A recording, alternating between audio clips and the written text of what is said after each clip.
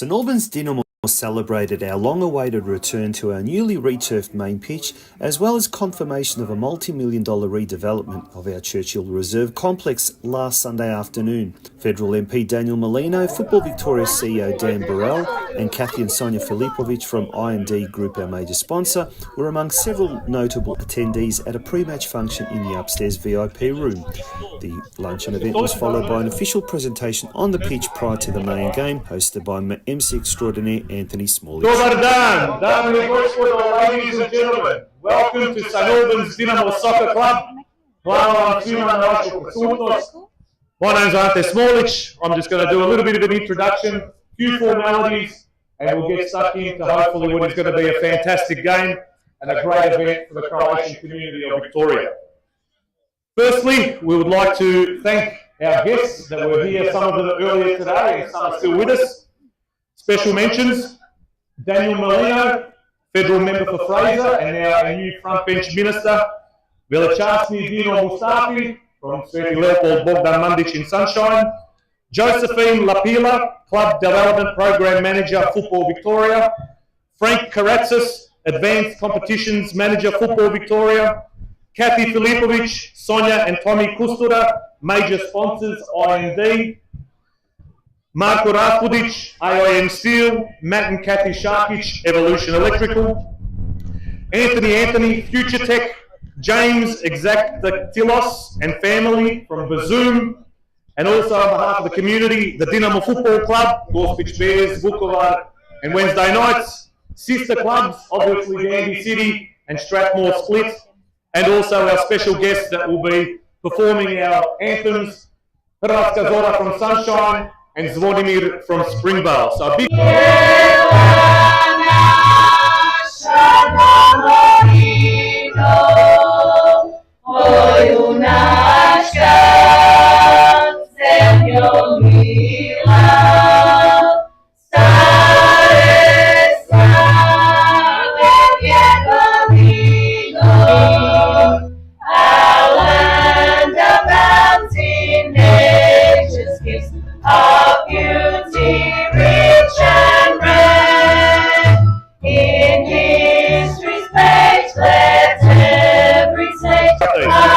Now I'd like to invite up President of St Albans Dinamo, Ilija Dragicevic, to say a few words. Welcome everybody, welcome to St Albans Dinamo. Thanks for being here and making the effort. I really want to say a big thank you to a lot of people that have been involved in getting this pitch. And it starts with the support of Football Victoria, our local council, also Dan Molino, what has been happening in the background over the last 8-9 months. We're really proud to take this club forward, and I really want to thank the committee that's working behind the scenes and doing all the hard yards that much of you guys don't get to see. Okay, now we would like to invite Sonia, Tommy and Evie Kustura from the I&D Group to do the svečano cutting of the ribbon for today's proceedings, and obviously the new pitch that hopefully everyone's impressed with, as well as the players. But it looks fantastic. So.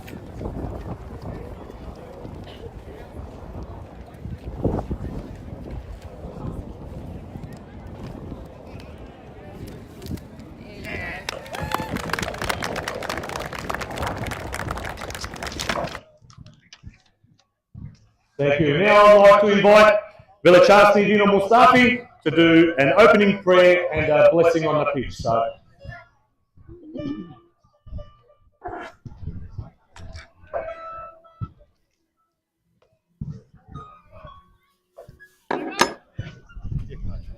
U ime Oca i Sina i Duha Svetoga, Gospodin s vama.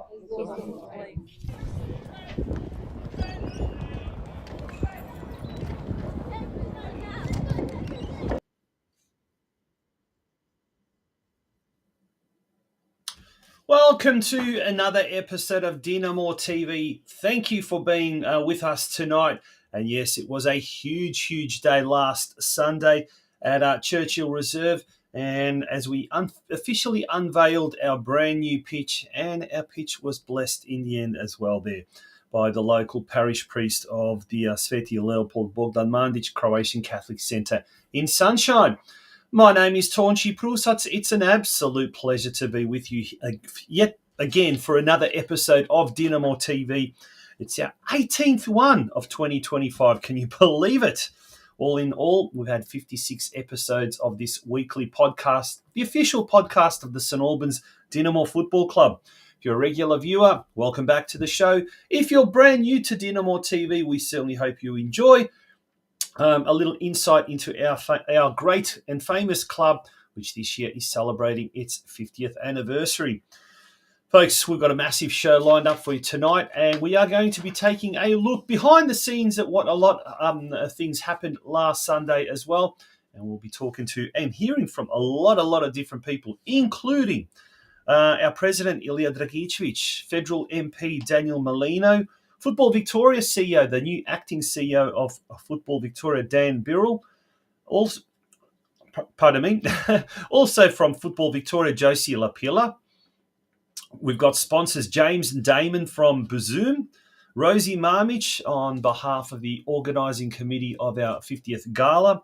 And you also have heard, but you'll also hear a little later on in the show, the beautiful singing from the women's choir from Hrvatska Zora, Croatian Dawn, and Zvonimir from Springvale. That is all coming up a little bit later on in the show. We've got a massive show lined up for you. So without further ado, we're going to jump into the news desk straight after this short message from our major sponsor, the I&D Group. The I&D Group is regarded as one of the largest deliverers of concrete structure solutions in Victoria. Formed in 1994 by Ivan and Kathy Filipovic, their passion and commitment to getting the job done safely and economically has underpinned their success in the industry. I&D partners with large-scale building and construction companies in both the private and public sectors on projects large and small. With our corporate headquarters based in South Melbourne and storage yard based in the southeast suburbs, we have at our disposal thousands of square metres of quality materials, along with state-of-the-art lifting and crane equipment, enabling us to deliver the largest projects. We are committed to delivering high-quality projects by partnering with our clients and collaborating with project suppliers to ensure each job is delivered to exceed expectations. From humble beginnings, I&D now employs more than 1,200 dedicated professional and support staff, involved in a number of landmark projects right across Victoria. The I&D Group is a massive supporter of the Croatian community, backed soccer clubs in Victoria, and is proud to be the major sponsor of the St Albans Dinamo Football Club in 2024.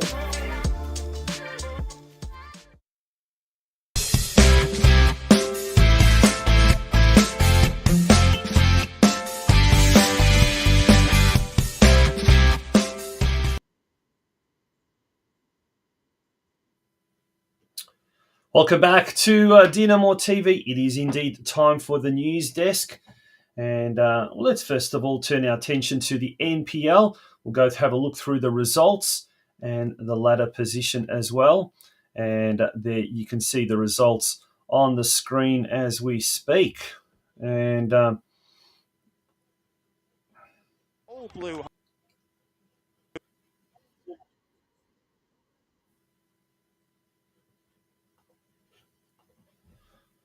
And there are the results. Unfortunately, it wasn't a good result for us on the weekend against our sister club, Dandenong City, eventually going down 3-1.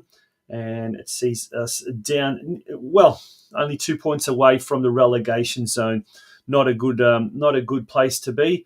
I guess one of the saving graces on the weekend was that unexpected loss by South Melbourne against Port Melbourne, the bottom side.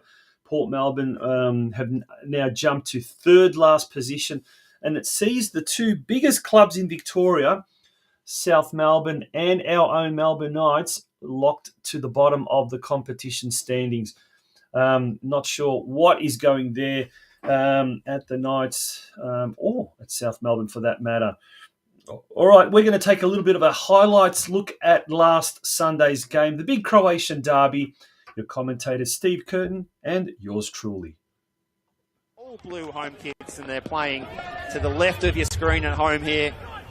Referee is Ugar Arslan. He's just doing his final checks, making sure that we've got 11 aside out there. It's 13 degrees here in Melbourne's northwest. And Tonchi, we're excited for this one as we wait. It's a slightly delayed kickoff, and we are about to be getting underway here, and it's going to be St Albans going forward through Joey Cholina, who's glad to be back in the starting 11 today, back in the match day squad going forward. The boys are really knocking the ball around pretty confidently. Monek now, all the way back to Mills.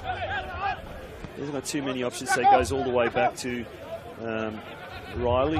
It's a nice home kit that St Albans have got this year, the all blue with the gold pinstripes. I don't mind it at all. It's the first time I've seen it up close, and the little detail that maybe you can't pick up on the stream at home really sets it apart. Here's a chance for Gulevski. Looking for options. Platt is one of them. Ahead of him, it's Mikael Platt, and he's beaten Piers Clark at his near post. Mikael Platt employing the shoot on side policy, and first blood goes to St Albans, and aren't they happy about it? St Albans christening the new pitch with the first goal of the afternoon, and it's Mikael Platt. Mikael Platt, it's his fourth goal. Employ a soft approach. We'll see what happens there, but hasn't been a spiteful game, certainly not in these first 36 minutes, but it has been a hotly contested one without a shadow of a doubt. Surprising. Kenny Athu getting away with no punishment at all, and it's going to be an own goal by Mills.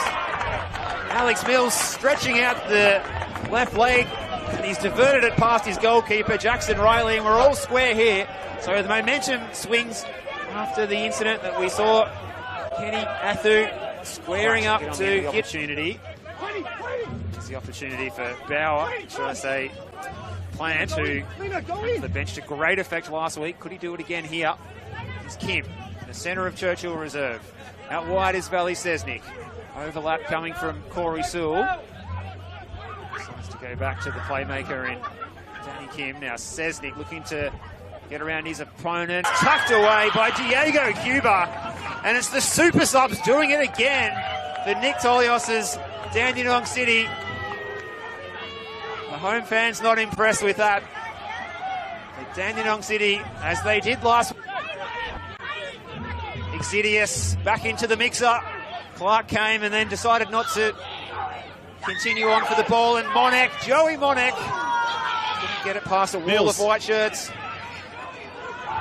Turan with the ball on the edge of the box, goes inboard. And that was, I think, Chabrai. But now it's a counter-attack, and it's going to be one-on-one. Sesnick with Riley, and the goal has been scored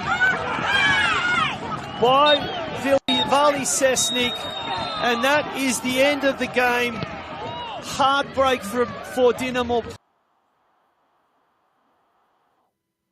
Not the result we wanted, but well done to Dandenong City Hajduk.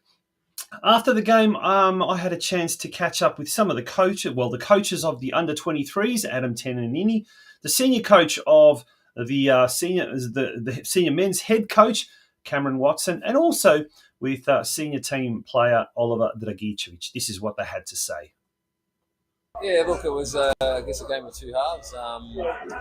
Danny got the jump on us and scored from what looked like to be an offside goal, but we'll watch the review and see what happened there. But, yeah, boys bounced back. We scored one just before half-time, about a minute before half-time, and we played on pitch too, which was a bit of a scrap. But yeah, I thought the boys did really well. Danny's a top team in the 23s. I think if they had won today, they would have gone top. So, what I enjoyed at the end of the day was probably a good result for us. Yeah, and look, you had a little bit of a break from last week. You weren't able to coach, unfortunately, but you had a stand-in, and he ended up getting a win. Yeah, Berkey did really well. My sister decided to organise a baptism of my nephew on a match day. So, I told her next time she has another kid, she needs to check the fixture first before organises any family event. But yeah, no, look, jokes aside, having reviewed that game, the boys did really well coming back from a 2-0 deficit to win the game. And yeah, Berkey, as a standing, did really well. So happy with that. And it's good to see, particularly in today's game, players like Chabra and Maury as well, moving from the 23s into the seniors team, getting a bit of a go. That's probably the thing that most kind of gets you excited about the fact that some of these players are regularly training and having a game with the seniors. Yeah, look, that senior result's quite raw as they've just come off the pitch. So unfortunate that we lost that game today. Yeah, look, aside from that, I guess back to your question, Tonchi, the Morris players coming on the pitch and trying to do a job for the seniors. That's my role, and that's what I love seeing them do. So, yeah, that was great to see. And on to next week, big game next week against Altona Magic. Yeah, it doesn't get any easier. Magic are pretty good, a pretty fair side in the underage groups, 19s and 23. So we'll have our work cut out, but yeah, good work on the track, and hopefully we can get the points next week. See it. Yeah, we had a fair chunk of the game that we didn't take advantage of. Credit to Dandy. They kept themselves in the game, and then obviously the third one. Again, I'm not really factoring that in. It's just the amount of chances probably we had to grab a hold of the game. We didn't, and then they got one probably against a run of play. But you got to take your chances, and they took theirs today. To be fair. Now look, Dandenong are a good side, and they're now 1 point outside the top six. But we held them for most of the game, and in fact there were opportunities there where we probably could have and should have scored goals. So on the positive, we played well in patches, didn't we? It's just trying to play like that for 90 minutes, isn't it? Yeah, look, again, credit to Dandy. They're creeping up the table for good reasons, and they've got a pretty well equipped team. So, but in terms of us, it's kind of feels like Groundhog Day a little bit at the moment, just controlling a lot of good moments in the games, but not taking advantage of it, not capitalising on it, and yeah, just trying to fix that as we go. But I can't. Again, I can't fault the boys' efforts. It's just a matter of eliminating those moments where we're unfortunately conceding. And we saw at the end of the game, after the final whistle, they were just deflated. You could really see it, and I guess that speaks volumes for how desperate they wanted to do today. What's going to be the focus on the training track to get that enthusiasm, to get that confidence back? Because we've got a massive game coming up this Sunday. Yeah, it's a 6-pointer, I think, against Magic. So, focus. Yeah, try not to concede, I think. Look, again, it's the credit's there for them because they bust their balls, and they work their asses off. So, I don't think, in terms of what we're doing and what they're doing, I don't think anything has to change. It's the concentration part. It's eliminating mistakes. It's, again, staying unified, keeping that a good positive vibe around the club, which has been great so far. I can't fault them on that either. So it's about maintaining that, I think, moving forward. And again, a big game at home next week against Magic. Yeah, what's your message to Dinamo fans, particularly in view of the 6-pointer coming up against Magic on Sunday? Just get behind the boys, really. That's all they can do, because we haven't played here all season. It's the first one, and it feels so much better playing on here, especially with the fans and on the ground. So, for the new boys that have come, they haven't experienced that yet. So we want them to kind of keep experiencing that. And for the boys that have been here for X amount of years, they know what it can do for teams that are coming here. So just to come in big numbers as much as they can and support the boys, really. Yeah, it's tough fronting up after a bad result like that, an unlucky result. But, mate, we really appreciate you coming on DinamoTV. Cheers, Thanks. A bit unlucky at the end. Obviously started off well, the goal from Mikel early, and then obviously switched off a little bit for their goal. And then it was tight second half, but in the end they ended up snatching the 3 points. But overall, decent performance. Disappointing not to get the win, but we've got to go again. I guess one of the positives, though, was, Dandenong City, they're only 1 point away from the top six now, and they're a good side, but you guys matched it for most of the part, and probably not even matched it, but were dominated. That gives you, I guess, a bit of confidence now heading into the second part of the season. Yeah, obviously, yeah. We as a team think that we should be higher, but at the moment we're not getting the results that are going to make us get higher in the table. But we just have to keep working as a squad, and yeah, hopefully we get in there sooner rather than later. Yeah. Now look, a big game coming up this week, Altona Magic. I just finished speaking to Cam Watson, the coach, and he says it's a real 6-pointer. How important is this game? And And I guess, how are you guys going to approach it on the training track this week? Yeah, look, nothing's going to change. We're going to keep preparing the way we've been preparing, and hopefully we can turn it around, because it is, like I said, a 6-pointer, and it's crucial that we win the next game. Now, you become quite a focal member of the midfield, and today in particular, you were a real integral part of the team. From a personal point of view, you enjoying the action in the NPL Victoria competition? Yeah, it's brilliant, man. It's the best. Like, my point's always try to get to senior football as quickly as possible, and here I am, and I'm enjoying it now. Yeah. So, yeah.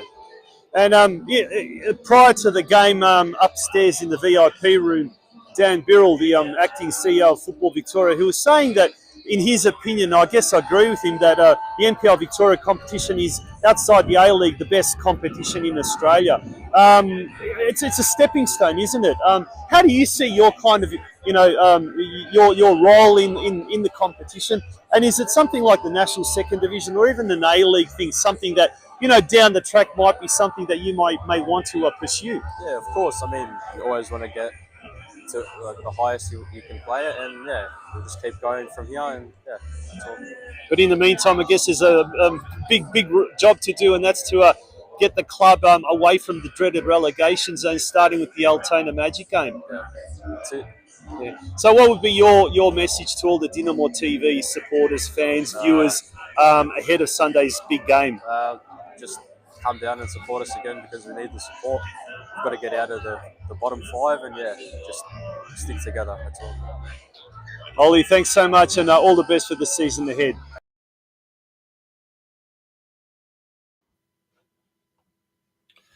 And that was the two coaches, the under-23s coach and the senior coach, and Oliver Dragicevic from the senior men's team.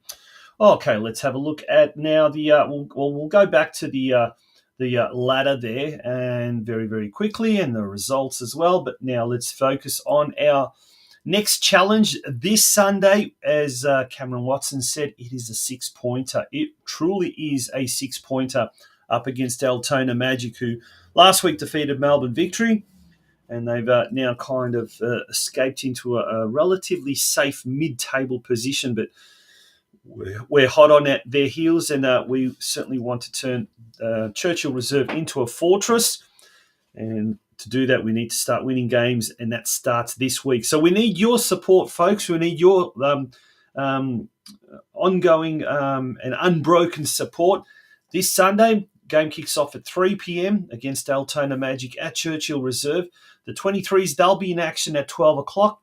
And our under-19s will be in action on Monday night at 7:30 p.m. at the club. If we have a look at the weekend results, apart from that seniors game, the 23s, they drew 1-1 with Dandenong City. Not a bad result, considering Dandenong City are doing quite well in the 23s. The under-19s lost 4-0 to the top team, Dandenong City. The women scored a 3-0 win over Moreland after Moreland Eagles, after the Eagles forfeited their game. So 3 points to our women, although Coach Tom Pondelek wasn't too happy, because he did want a bit of a percentage boost, and unfortunately the girls weren't going to get that. Let's turn our attention to the junior boys NPL. The 17s and the 16s both lost, but the 15s and the 14s were able to draw against Eltham Redbacks. So let's have a look at the 23s and the under-19s. First of all, the ladder there.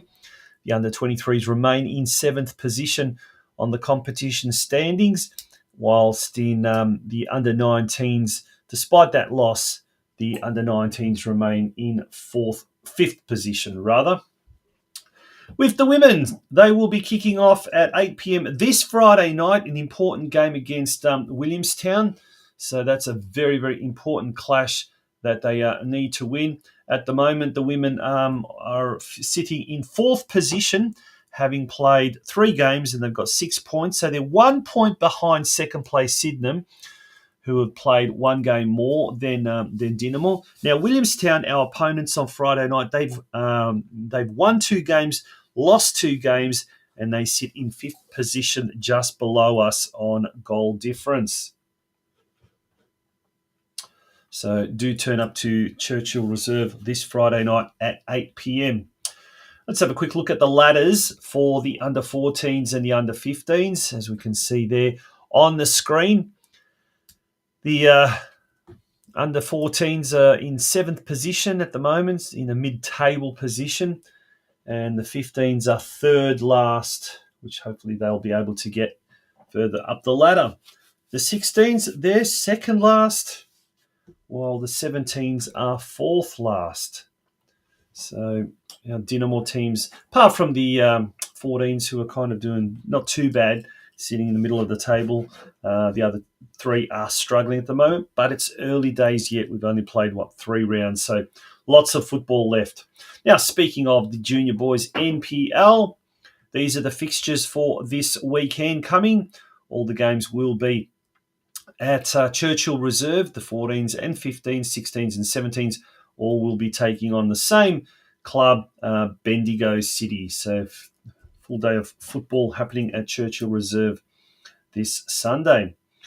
Also, with whilst we're on the subject of the junior boys NPL program, we've got the an expression of interest has gone out and has been posted on all of our social media platforms this week. We are opening a trial period for our under 16 and under 17 JB NPL program due to internal player promotions, and you can register your interest there. There's the jot form and all of that. The simplest way is to go on our Facebook page, scroll down to this particular post, and you can click on that link. And we're almost there with regards to our news.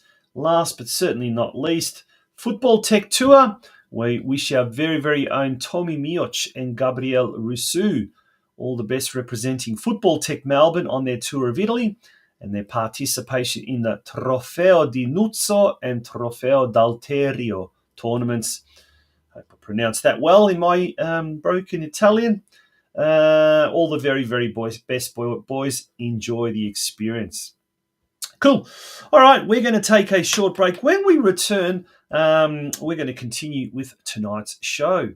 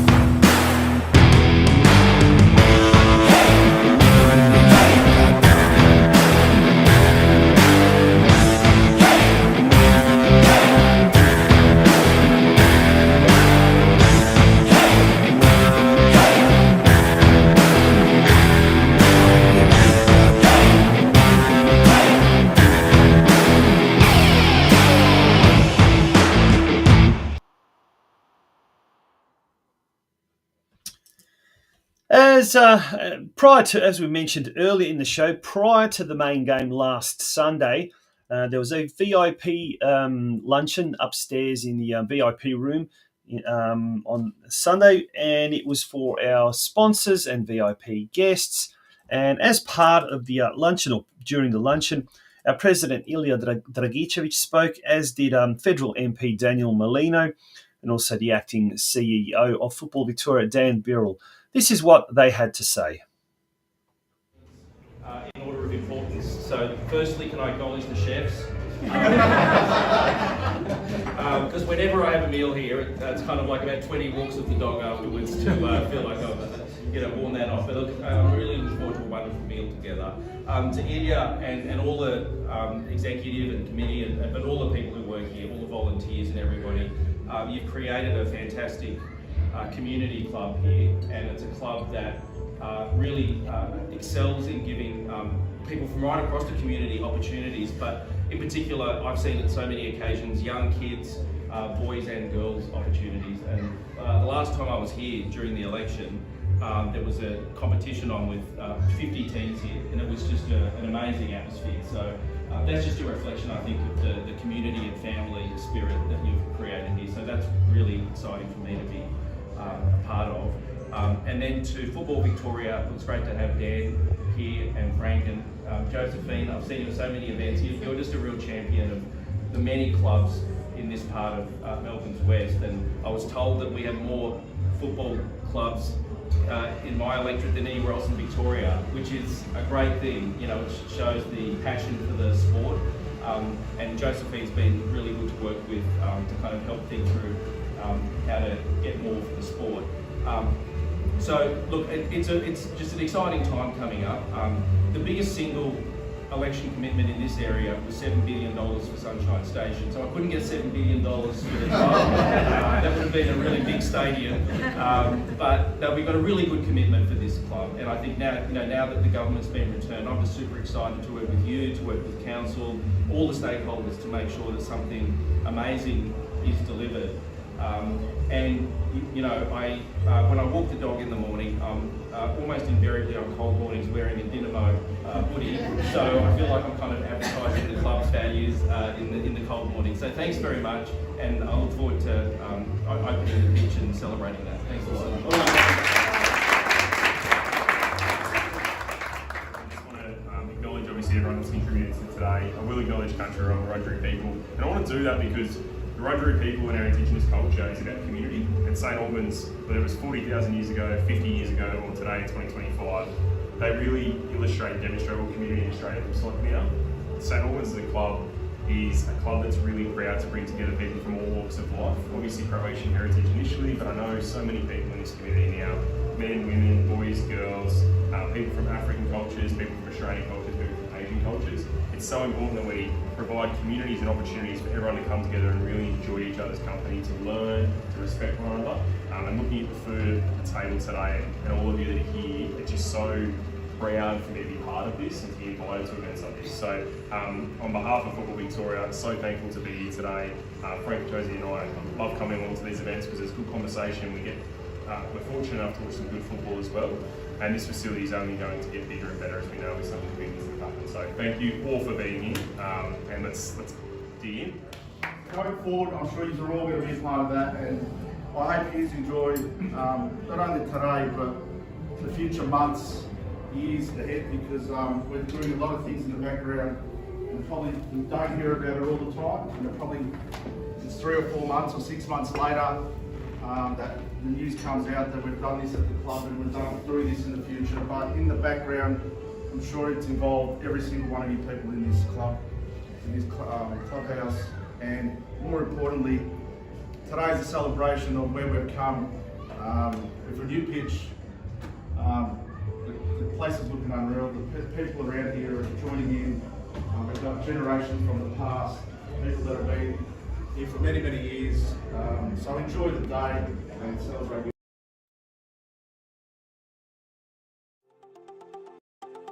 Westar Prestige is a proud family-owned second-generation business servicing Victorian motorists for more than 50 years. We are a specialist prestige collision repair facility situated in the western suburbs of Melbourne. However, we service all regions of Victoria, with many of our clients travelling not only from around Melbourne, but all of Victoria to use our services. We are also able to provide a digital platform for quoting clients' vehicles who are unable to personally attend our premises. We are an authorised manufacturer approved repair facility for Mercedes-Benz, Tesla, Peugeot and Suzuki, and are proud of our ongoing affiliation with these brands. We also work closely with several of Australia's largest insurance brands who entrust us to be a part of their preferred repairer network. Our client support staff are always happy to assist clients from the initial process of lodging claims through to the final stages of collection of the vehicle on completion of repairs and post-repair. So remember, for all your prestige collision repair needs, consider Westar Prestige, an award-winning, long-standing, Australian-owned business.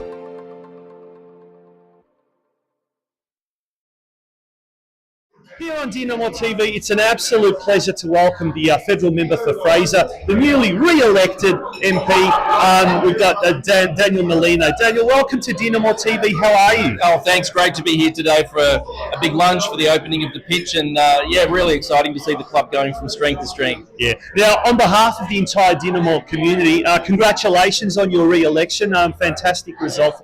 For the community, but we had the pleasure of having you here when it was the Australian-Croatia soccer tournament late last year, and since then so much has changed. A lot of it has got to do with the club members like Ilya Dragicic, the president, and the rest of the crew working very, very closely with you and the other tiers of government around here. Yeah, well, look, I was really excited as part of the election campaign to get a commitment for $3.5 million for the club to build a really expanded facility with more change rooms, with a stadium, with additional social facilities, and more capacity to run junior teams. So that for me was something really worthwhile for the club and the broader community, and to be re-elected means I can really work on that over the next few years with Ilya and the committee and the whole club. Yep. And I guess the community side of things, yes, we are a Croatian community club, but we're also very proud of the fact that we've got people here from all backgrounds and all walks of life, and including Jason Zeri, our team manager, who's been with us for 11 years, Jason Trefiro from Football Tech, who runs our juniors and all that kind of stuff. So it's really an instrument that really engages wide sections of the community.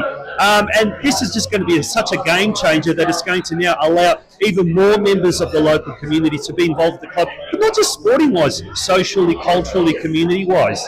Yeah, exactly. And I mean, as you say, there's a real connection to people from a Croatian background, but it's much broader than that. And during the election, I was actually here on a weekend when there was a tournament of junior clubs with 50 clubs playing, 50 teams rather playing, and that was incredible. I just seen kids everywhere, and that's why I think it's so important that the club has better facilities, because what you really don't want to see is kids being turned away who want to play sport, but the club doesn't have the facility. So it's a club that really has reached out to the broader community, and we want to make sure that kids get the opportunity to play sport for the fitness benefits, but all the social and other benefits too. Well, once upon a time, the west of Melbourne was much maligned, and people hated coming to these neck of the woods.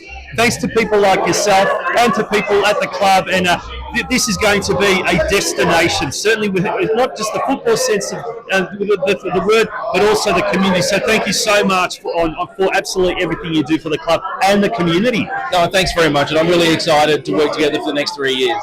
Awesome. Okay, here for DinamoTV, it's a pleasure to welcome the acting CEO of Football Victoria, Dan Birrell. Dan, welcome to DinamoTV. How are you? Yeah, fantastic, Tonchi. Great to be here on a Sunday afternoon out at Churchill Reserve. What a beautiful day. We've been absolutely blessed with the weather. Melbourne just seems to be getting more and more like a tropical northern part of Australia, and I love it. Now, let's not speak too soon, because it is forecast to have showers, and a little later on we've got the big game happening today. But what we'd like to ask you, you're the acting CEO now of Football Victoria. Mate, tell us a little bit how you found your first few weeks in the new role. Yeah, I think each week has come with a different theme, so it's been certainly interesting, insightful, and what's been really helpful for me is to get out and start to have conversations with a number of our clubs, our stakeholders, with government, and even our staff, and really empower them. Over the next 6 months for us is a really good opportunity for us to continue to grow on some of the great work we've done in the last 18 months. We've gone through a new strategy about 12 months ago, and so we're now starting to see some of that come through in our operational elements. But it's been exciting. We've had obviously a federal election. We've had 12, 13 clubs over the last 2 weeks receive significant commitments, which are really exciting under what will now be the Labor government. So it'll be fantastic to see that come to fruition. We've got an AGM at Football Victoria in 10 days, and so we'll see a turnover of some of our board. We'll see for the first time in Australian football history the clubs be our voting members in Victoria, which is really exciting and a great opportunity for all of our clubs to contribute to what the future of football looks like. And aside from that, it's just been an interesting bit of insight to go out to so many members in our community, whether it's at a club, at a coaching and a participant level, and understand what their expectations of not only myself as a CEO, but of Football Victoria and what we are trying to achieve. Seems like Football Victoria is undergoing a transformation, as is the game, all in a positive manner. And we here at St Albans Dinamo, I guess, are very proud of the fact that we ourselves have undergone a major transformation off the field, particularly with the facilities here. But you mentioned 12, 13 clubs that have been getting pledges, let's call it that. That augurs well for everything just to the standards, both off the field and on the field, particularly at some of our major clubs in the state, to just go to another level. No, it absolutely does, and I think so many of these clubs, credit to all of them, and especially in this instance St Albans, because there's some exciting news hopefully we're going to continue to work on with this club, but they are taking our facilities to the next level. We know in Australian football and in Victorian football, we have over 100,000 participants in Victoria alone, and we are short on green space and we are short on quality facilities. We have a number of clubs in the northern part, especially of Melbourne, that are having to turn away participants, players, parents and kids who want to come and play our great sport because we don't actually have the grounds or facilities to accommodate them. So it's really exciting to see all of these clubs continue to sort of level up, and hopefully it's a sign of things to come. Yeah, let's talk about now our Showcase League, if you like, the National Premier League Victoria, the men's competition, of which, of course, we're very proud participants of. It's the halfway mark of the season. Today marks the official start of the second half of the season. The second half is underway. What's your assessment of the 2025 season so far? Yeah, I mean, I'm obviously biased, but I think the NPL men's competition in Victoria is the unofficial second division in Australia. I think there's a fantastic number of contributors and clubs, obviously, in our landscape playing great football. I think our facilities, as I said earlier, are starting to really level up, both in playing surface, but also in the viewer and spectator experience as well. We've seen levels of engagement we haven't seen in Victoria for 2 decades. Yeah. We're getting crowds of 1,000, 1,500, 2,000, 5,000 to some of our games. Our streaming views are incredible. It isn't unusual for 20, 30, 50,000 people to be watching our games. And if we go to the level and quality of football, then that's arguably on par with everyone as well. We saw in the Australia Cup last year, most of our Victorian teams are doing well to knock off A-League type opposition. And I'm not going to be surprised when that happens again this year, because the level of football is so high, the quality of football is so high, and it's such an even league. It's on any given week, we've seen results over this weekend already, that anyone can beat anyone. Yeah. And you come from a football operations background, so I guess you're the perfect person to ask about this. Football operations-wise, going forward over the next 6 months, what can we really look forward to as clubs and I guess supporters of the round ball game here in Victoria? Yeah, probably a few things, and a great question, Tonchi. I bring the football ops experience, but I probably started to really pivot into that more strategic lens and trying to understand and better synergise our strategy with what we can actually deploy operationally. A couple of key tasks or milestones for us will be looking at opportunities to better market and expose commercially our football operations game, so results, fixtures, ladders. From a football ops perspective, specifically with referees, we want to continue to find initiatives and programs to grow referees. We know that's an ongoing challenge for our sport as well as facilities. And then in addition to that, we simply want to make it easier for our clubs. We want to make it easier for our volunteers. I go out every weekend and I catch up with people who just want it to be a little bit more understood and how challenging it is sometimes to simply get some kids or some players on a park. So we want to make that as simple as possible, and we want to make our game accessible for everyone.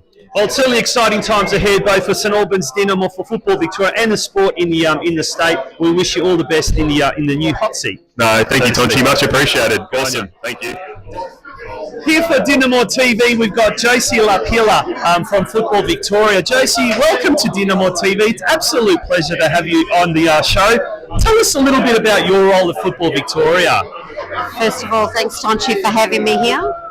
So my role is Club Changer Program Manager. I work in collaboration with Football Australia and all member federations across Victoria to ensure that we have a unified football approach in supporting clubs. Yeah. Now, we go a long way back. We actually used to be colleagues once upon a time, about 6-7 years ago. And that was when the Club Ambassador program was first started by Jason Charles. And it's sort of evolved, and there's been so many different roles, I guess, that you've been involved in along the way. How have you seen the kind of the club landscape, particularly here in the western suburbs, evolve over that time? Particularly with regards to, I guess, lobbying, governments and for funding and that. Has it changed much in your eyes? I have to say, definitely, I think the club development program was very successful here in Victoria, but I think the Club Changer it's actually, it's escalated because there's a lot of resources to help support the program, and I think that's where the difference is. Yeah. We have, Football Victoria has invested in club development officers like the Club Ambassador program to go out and visit clubs and provide guidance. There's a little bit more structure with the program, with the Club Changer program, where we actually go out there, we assess the club with the game plan portal, which is part of the Australian Sports Commission, and create an action plan to actually support clubs where they can actually develop. Yeah. Now, one of the programs, I guess, that have been really innovative, I guess, is the Game Changer program, and that's, I guess, started from Football Australia. It's come all the way through, and you're heavily involved in that. Tell us what the Game Changer program is and how it benefits clubs. Okay, so the Club Changer program is in collaboration with the Australian Sports Commission via the Game Plan portal, and it is a structured program where we actually create an action plan for the club and create key objectives for the clubs to excel and be more viable and sustainable in the near future. So we've had some really great success stories with the Club Changer program. We've had the first one-star club in Victoria, actually nationally. We've got the first two-star club in Australia, and now next week will be the first three-star club in Victoria. So. Well, we're very, very proud that we were one of the first clubs to get the Game Changer, the one-star. Now we've got the two-star, working our way towards the three-star accreditation. Who have been some of the people? Here's an opportunity just to, I guess, to mention some of the people that you've been working with here at Dinamo who've really been focal in that part of, I guess, that focus. I'm actually quite blessed to have been working very closely with Ante and John Bilosh, who's the Vice President of St Albans Saints, who've been a great support of the Club Changer program. I'm now, what they've done now is create a Club Changer team to work with me to support the Club Changer program. So I'm working very closely with Susie, Lucy, and also I think it's Natalie that's coming on board. So looking forward to working with the young ladies and help the club progress. Well, JC, it's always a pleasure having you at the club, and I'm sure this is something that you've heard, or certainly across the western suburbs. Everyone loves having Josie at their club. You just certainly lighten up the day. So we thank you for coming down to Churchill Reserve. I look forward to seeing you again. Thanks, Tonchi. Thank you for having me, and thank you, St Albans Dinamo. Here on DinamoTV, it's an absolute pleasure to welcome two of the most popular sponsors of the club, James and Damon from Bazoom Liquor. Gentlemen, how are we? Not too bad, yourself? Yeah, very good. Yeah, same. Now, we've got some of the products that your company provides us, and now our members, our supporters, the Dinamo community are very well, I guess, acquainted with Bazoom Liquor, because you guys also sponsored the Australian-Croatian soccer tournament last year, and you've continued to do so. James, tell us a little bit about your business. So we're in the retail trade. We also supply major companies such as Costco, Dan Murphy's, etc. And as the goodwill of our business, we thought we'll supply local community clubs, and Dinamo is one of them. We're pretty large in the Croatian community as well. We do Melbourne Knights, we do the Church and Sunshine, and the Geelong Dom as well. So yeah, we love the support. We get the support back, and it just grows the relationship between us. Yeah. Damon, how long has the business been happening, and how did it come about? Did you guys, as brothers, create the business or start the business, or did you buy into it? Look, we've been grown up in the family business, but my brother and I thought we'd take it to the next level. We digitalised the business, app, website, got into the retail sector. We're only wholesalers by trade. But you know what, my brother and I love it. We love the community. We love meeting new people, networking. And yeah, we just kind of, you know, it's our passion, it's our hobby. It's not really a job for us, but we just love what we do. Now, James, in the spare time, do you do a lot of product testing at home? Do you get, you know, some of the new bottles of wine and sort of, look, serious question, because I guess this is part of the industry, isn't it? How much do you have to keep in tune with the latest products available? Seems like a dream job, though. Yes, it is. Look, we travel probably 7 to 8 times a year all over the world. We source new products, new innovative techniques, manufacturing. We've also got our manufacturing side as well, where we can easily identify a gap in the market and produce a new product very quickly. So we've really captured the market on our understanding and what all the generations like. Like myself, I'm from the younger generation, so we like a high ABV product, less sugar, etc. So yeah, we found ourselves that we can really identify good gaps in the market. Yeah, awesome. And Damon, do you stock a lot of Croatian products, and what's your range? And is that something that maybe down the future we might see a little bit more? Yeah, look, we're always looking for new products. Obviously, from trying to import everything from overseas, it's a timely factor as well. But yeah, we do have a big variety of what we believe in as well. But yeah, what are the big sellers? The liqueur, or the wines, or the beers? More like the liqueurs, and then obviously Karlovačko as well, being the beers and the Cedevita and everything like that as well. It all takes a lot of point. So you do a lot of the non-alcoholic stuff like Cedevita? Yeah, we do all the Cedevita, all the flavours. I like them. A lot of other people like them. The kids like them. It's always one that always keeps going. Awesome, gentlemen. Thank you very much for joining us on Dinamo TV.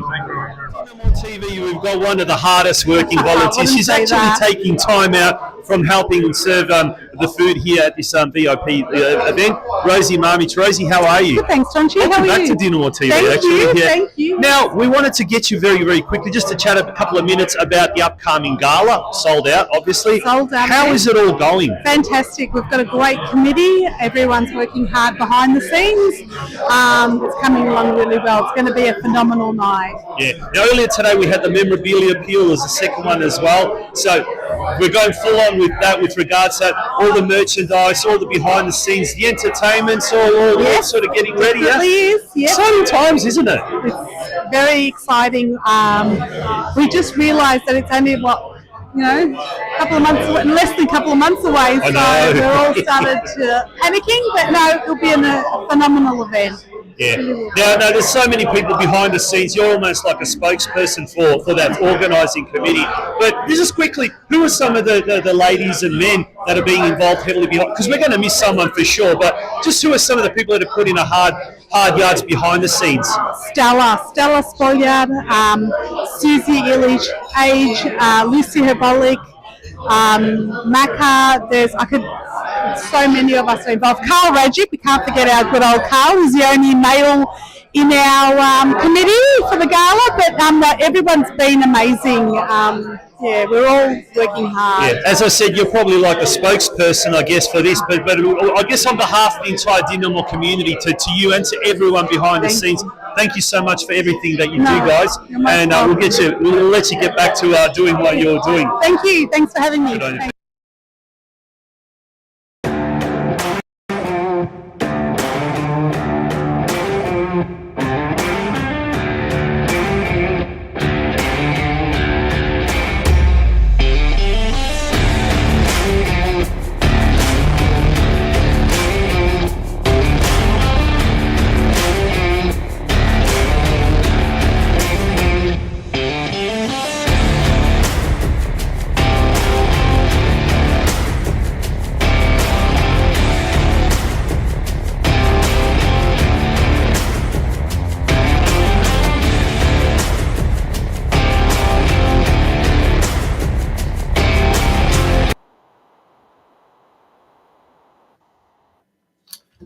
And that, folks, brings us to the end of episode 56 of Dinamo TV.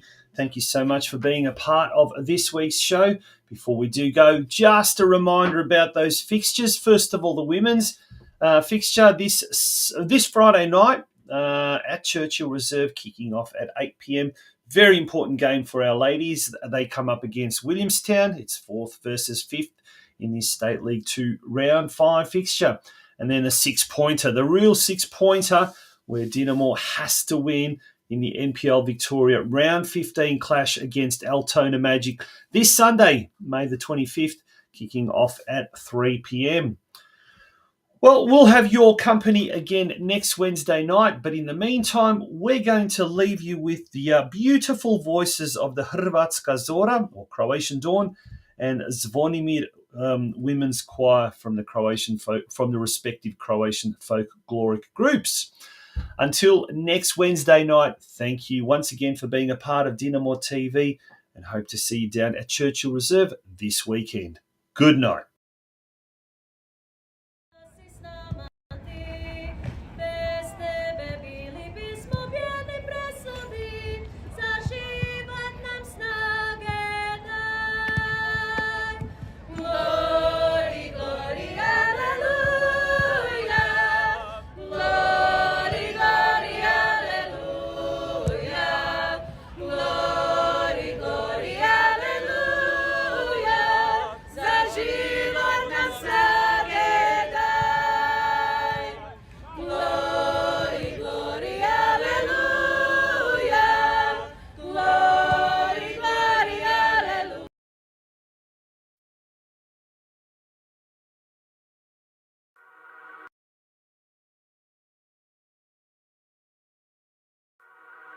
you.